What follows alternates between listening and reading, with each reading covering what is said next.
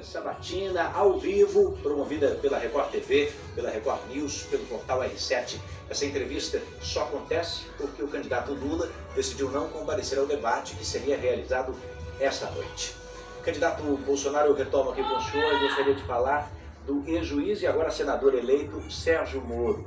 Ele que deixou o seu governo fazendo uma série de acusações, inclusive falando em interferência da Polícia Federal. Agora ele declarou apoio ao senhor nesse segundo turno, foi visto inclusive com o senhor num debate. A pergunta é simples: alguma possibilidade, alguma chance de participação do ex-juiz no eventual segundo governo seu? Ele não me pediu isso e nem eu ofereci.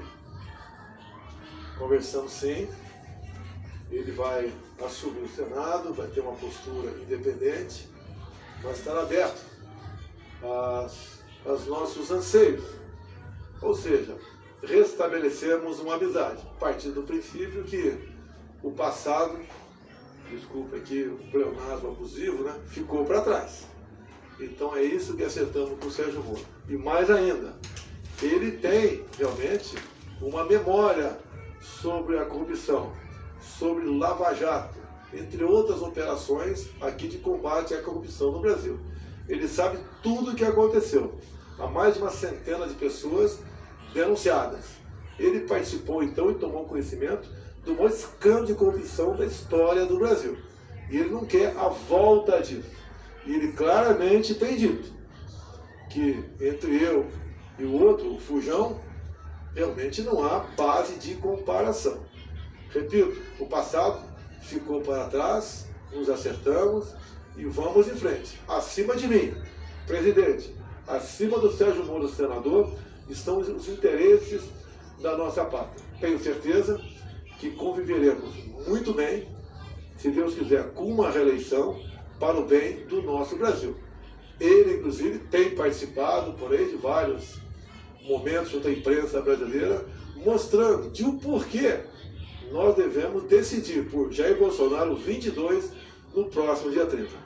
Um assunto que tomou a semana passada e ainda repercute nessa semana que vai começar, alguns veículos de imprensa foram proibidos pelo TSE de tratar de algumas questões envolvendo o seu adversário. A Justiça Eleitoral argumentou que havia ali notícias falsas ou um sistema de desinformação. Como é que o senhor avalia essa questão? Tivemos o caso Jovem Pan. Há 2 anos eu lancei um slogan: Deus, Pátria, Família e Liberdade. Pouca gente tem importância para isso, achando que a liberdade é um bem eterno. Tomaram conhecimento agora que a nossa liberdade está em risco.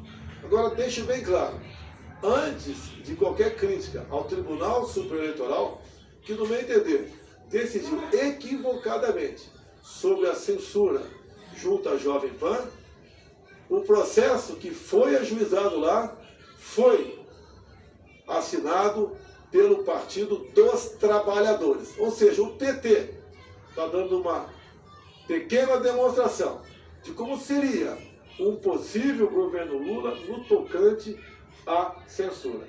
E olha, Eduardo, o artigo 220 da Constituição, quando fala liberdade de expressão, é taxativo, que nenhuma lei pode ser criada para cercear o nosso direito de defesa, o de vocês, da imprensa, obviamente, sob qualquer pretexto. Lamentável a decisão do TSE, mas mais lamentável ainda o PT, que provocou o TSE com essa censura em cima da TV e rádio Jovem Pan. Presidente, o senhor tem tentado se descolar de qualquer ato de criação do chamado orçamento secreto.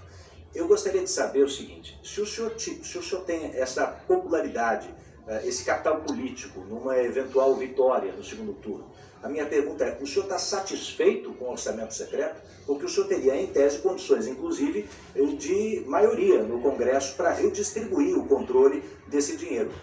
Vai lidar como com isso? Eu perdi poder. Para esse ano serão aproximadamente 19 bilhões de reais, que quem vai distribuir pelo Brasil vai ser o relator. Ele pode achar que tem seus méritos tocante a isso. Eu penso de maneira diferente. Não é o poder pelo poder. Creio que nós possamos melhor distribuir esse recurso. O que é secreto nele é o nome, são os nomes dos parlamentares que indicam o recurso junto ao relator. O relator apenas notifica o respectivo ministro nosso e ele encaminha esse dinheiro para estados e municípios. Agora, quando eu falo em nomes, consegui aqui, trago para você, se me permite, 13 nomes de petistas que usaram desse orçamento dito secreto. Eu falo dito que, na verdade, não tem nada de secreto. É uma lei que foi votada lá no Congresso, eu vetei a lei e o Congresso derrubou o veto. Agora, o que nós temos que fazer é fazer com que estes parlamentares que indicam o recurso, que mandam o recurso para Estado e municípios, que o nome deles seja exposto para todo mundo, até mesmo para os parlamentares. Eu fico preocupado, porque eu já fui parlamentar, e eles mesmos não sabem quem o seu colega está indicando para quem. Isso daria aproximadamente aí 16, 17 milhões para cada um por ano. Tem parlamentar que eu sei que recebe 2 milhões, outros recebem 200 milhões de reais. Não tenho poderes sobre orçamento secreto. Se eu fosse dono deles, como o PT diz, né? Se bem que o PT, todos os parlamentares do PT votaram para derrubar o veto. Eles foram favoráveis ao orçamento secreto. O uso do orçamento secreto. Se fosse para eu comprar voto, como eles dizem, jamais eu daria, né? Se bem que eu não iria comprar voto de ninguém. Mas se fosse usar o orçamento para isso, jamais daria dinheiro para quem nos ataca o tempo todo, como são os parlamentares do PT, PCdoB e PSOL. O senhor tem nomes de outros partidos também?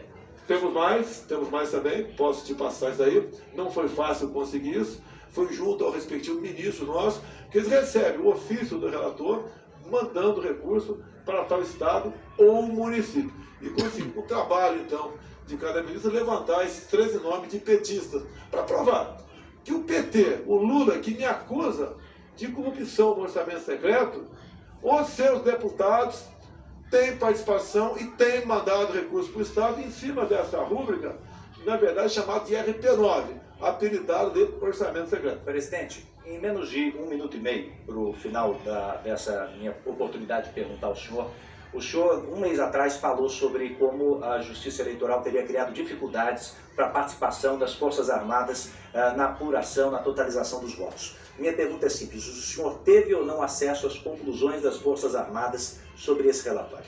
Desconheço qualquer relatório por parte das Forças Armadas. Eles continuam trabalhando na busca de possíveis fraudes, por que não dizer isso? E o trabalho deles é louvável. De vez em quando eu converso com outro militar, ou melhor, basicamente com o ministro da Defesa, sobre essa questão. Eles preparam um relatório. E esse relatório será apresentado no momento oportuno. Digo, nós não temos poder de fazer auditoria nas urnas eletrônicas. Há aproximadamente 3 anos, a Polícia Federal concluiu 2 inquéritos, que foram pela linha da impossibilidade de auditar as urnas eletrônicas. A gente peça a Deus que tudo corra normalmente, mas deixo claro, as Forças Armadas têm um trabalho louvável no tocante a isso, tiveram dificuldade de colocar as nossas equipes técnicas das Forças Armadas com a equipe técnica do Tribunal Superior Eleitoral. Esperamos que tudo corra dentro da normalidade e que o vencedor realmente tenha os votos que as urnas apresentam. Candidato, eu quero agradecer muito a sua presença essa noite aqui no palco desse debate, dessa sabatina. E agora o senhor tem, como previsto nas regras, 3 minutos para fazer as suas considerações finais. É muito importante